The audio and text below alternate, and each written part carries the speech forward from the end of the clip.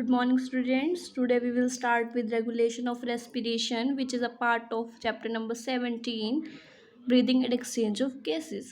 ये हमारा last lecture होगा जिसमें हम अपना जो भी रिमेनिंग पार्ट है पोर्शन उसको कंप्लीट करेंगे. स्टार्ट करते हैं. रेगुलेशन कैसे करते हैं हम अपनी रेस्पिरेशन का. हमारी बॉडी में ऐसी क्या चीज़ है जो उसको रेगुलेट करती है. तो हमारे जो ब्रेन है मेडुलर रीजन में है उसका 3 पार्ट्स में डिवाइडेड है ब्रेन, है ना. Fore brain, mid brain, hind brain. जो हिंड ब्रेन का पार्ट है मेडुला ऑब्लोंगेटा, उसमें जो है रेगुलेशन के लिए कुछ सेंटर प्रेजेंट होते हैं जो रिस्पॉन्सिबल होते हैं हमारी रेस्पिरेशन रेगुलेट करने के लिए. ठीक है, हम भी पढ़ते हैं. Human beings have a significant ability to maintain and moderate the respiratory rhythm to suit the demand of the body tissue.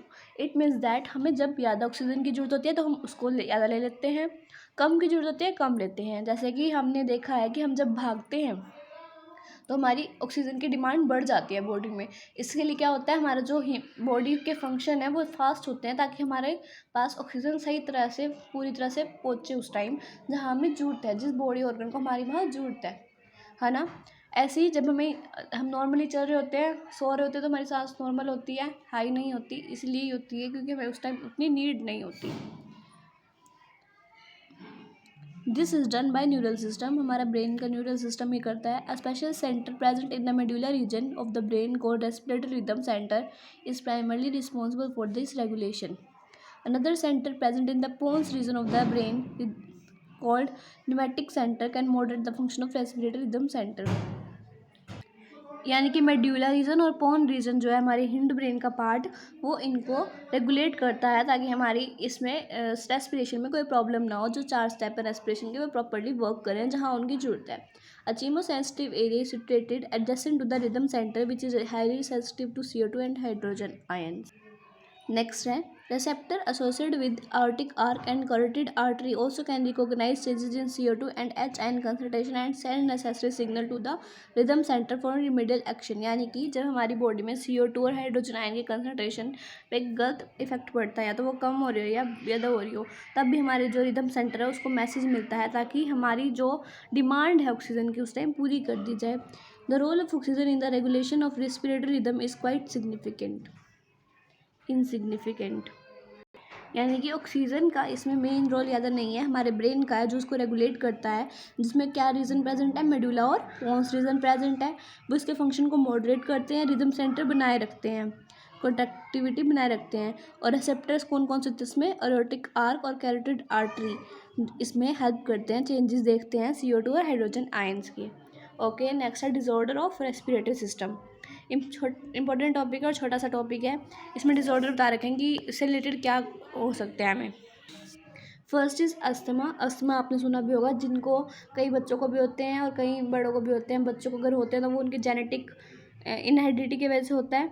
इसमें क्या होता है, डिफ़िकल्टी होती है ब्रीदिंग लेने में due to wheezing due to inflammation of bronchi and bronchioles. यानी कि जो हमारी विंड पाइप है उसकी साइड में जब स्वेलिंग हो जाती है तो वीजिंग उसको कहते हैं.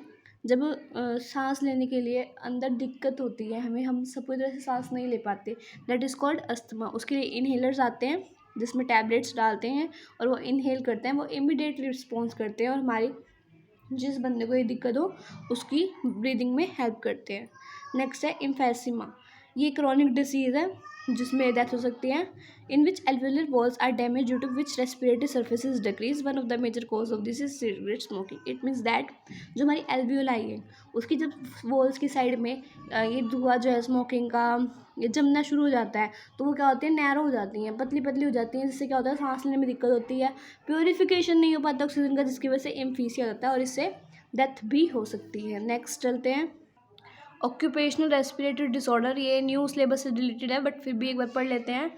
In certain industry, especially those involving breeding or stone breaking, so much dust will produce that the defense mechanism of the body cannot fully copy with the situation. It means that जब कोई भी पत्थर तोड़ो या कोई भी काम भी करते हैं, मिस्त्री देखते हैं ना कैसे वो सीमेंट बनाते हैं, उसको जोड़ते हैं, या कभी कुछ तोड़ने वाला काम हो, पत्थर तोड़ना हो, कितना धुआं आता है. तो ऑक्यूपेशनल रेस्पिरेटरी डिसऑर्डर उससे रिलेटेड है जब पूरी तरह से सांस बंदा नहीं ले पाता क्योंकि उसके जो नाक के बाल उसमें ज़्यादा डस्ट हो जाए, तो वो डस्ट जब उसके अंदर जानी शुरू हो जाए तो वो अंदर जाके दिक्कत ही करेगी जो हमारे लिए अच्छी नहीं है. तो क्या होता है, उससे डिफेंस मैकेनिज्म होता है बॉडी का, वो पूरी तरह से वर्क नहीं कर पाता उस सिचुएशन में। Long exposure can give rise to inflammation leading to fibrosis and thus causing serious lung damage. Worker in such industry should wear protective mask. It means उनकी प्रिवेंशन दे रखी है कि उनको मास्क जरूर डालने चाहिए। और इससे क्या होता है, जब उनके अंदर डस्ट जाती है तो उनके लंग्स डैमेज हो जाते हैं। हमने पहला डिसऑर्डर पढ़ा था अस्थमा। अस्थमा में क्या होता है, पूरी तरह से सांस नहीं ले पाते, उनकी जो विंड पाइप है उसके साइड में इन्फ्लामेशन की वजह से, वीजिंग की वजह से इन्फ्लामेशन नहीं हो पाती, ब्रोंकियल्स को दिक्कत होती है सांस लेने में। इम्फीजिया में क्या होता है, इम्फीजिया में क्या होता है कि उसका सरफेस जो है डिक्रीज़ होता है। क्यों? क्योंकि हम लोग, हमारे जो ब्रोंकाई है वो नैरो हो जाती हैं सिगरेट स्मोकिंग की वजह से, जिससे सांस ऊपर नीचे नहीं हो पाती ढंग से। नेक्स्ट था ऑक्यूपेशनल रेस्पिरेटरी डिसऑर्डर, यानी कि जब हमारे अंदर डस्ट चला जाए उसकी वजह से जो दिक्कत होती है। नेक्स्ट है हमारे पास समरी, सारा इस चैप्टर का रिलेटेड है, आपको पढ़ना हो तो आप पढ़ लेना। उसके बाद है एक्सरसाइज क्वेश्चंस, इसके लिए एक नेक्स्ट लेक्चर आ जाएगा। एक्सरसाइज क्वेश्चन की सीरीज़ जो चल ही रही है साथ में हमारी। That's all for today, thank you. If you have any doubt then you just comment me. That's all for today, thank you.